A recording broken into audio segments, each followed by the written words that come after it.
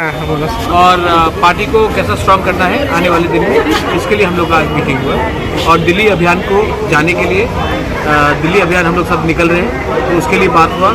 और हमने पट्टा के लिए जो लैंड अलॉटमेंट के लिए कागज़ है, फॉर्म हमने सबको ब्लॉक प्रेसिडेंट्स को, TWF, बुरुई बदौल, अपना मौथा, YTF को दे दिया है, डिस्ट्रिक्ट प्रेसिडेंट को दे दिया है और बोला है कि ये आप कॉपी बनाकर गांव-गांव में डिस्ट्रीब्यूट कीजिए।